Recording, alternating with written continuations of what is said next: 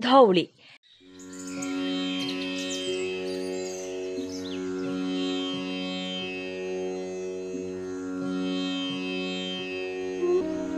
ଶାନ୍ତିର ସୌରଭ, କଳିଙ୍ଗର ଗୌରବ, ଓଡ଼ିଶାର ପବିତ୍ର ଭୂମିରେ ଦୟା ନଦୀର କୂଳରେ ଅବସ୍ଥିତ ଧଉଳି ପାହାଡ଼।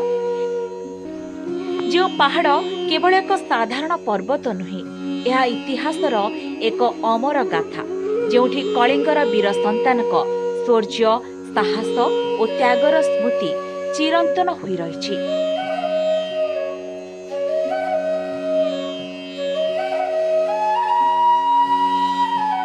ଦୟା ନଦୀର ଶାନ୍ତ ପ୍ରବାହ ସତେ ଯେମିତି ଏହି ପାହାଡ଼ର ଗର୍ବଗାଥାକୁ ସଙ୍ଗୀତରେ ଗାନ କରୁଛି।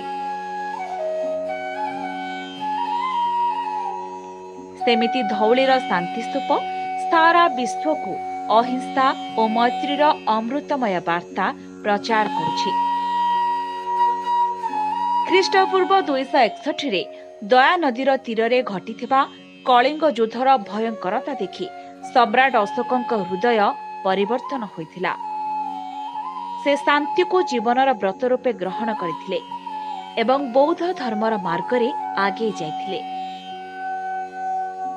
ଏହି ପବିତ୍ର ଭୂମି ତ୍ୟାଗ ଓ ଶାନ୍ତିର ଏକ ଅଜଣା ତୀର୍ଥସ୍ଥଳୀ ହୋଇ ଉଠିଥିଲା। ମୈତ୍ରୀର ମହାନ ପ୍ରତୀକ ଆଜିର ଧଉଳି ସ୍ତୂପ ଏକ ଆଧୁନିକ କୀର୍ତ୍ତିରାଜି, ଯାହା 1972ରେ ଜାପାନ ବୁଦ୍ଧ ସଂଘ ଏବଂ କଳିଙ୍ଗ ନିପନ ବୁଦ୍ଧ ସଂଘର ଉଦ୍ୟମରେ ନିର୍ମାଣ ହୋଇଥିଲା। ଏହାର ଶୁଭ୍ର ଗମ୍ବୁଜ ଯେମିତି ଆକାଶକୁ ଛୁଇଁ ଶାନ୍ତିର ସୁଗନ୍ଧ ବିଛାଉଛି।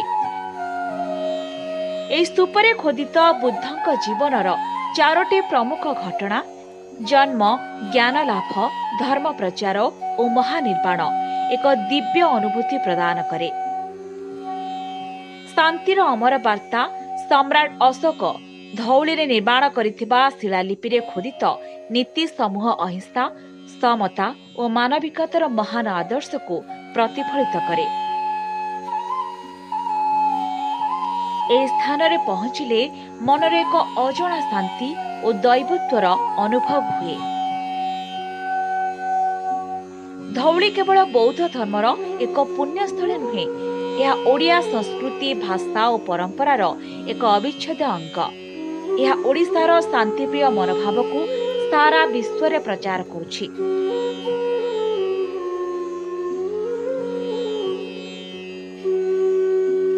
ଏହି ମାଟି ଯୁଦ୍ଧର ଭୟାବହତା ଦେଖିଛି, କିନ୍ତୁ ଶାନ୍ତିର ମହତ୍ତ୍ୱକୁ ମଧ୍ୟ ବିଶ୍ୱକୁ ପରିଚୟ କରାଇଛି।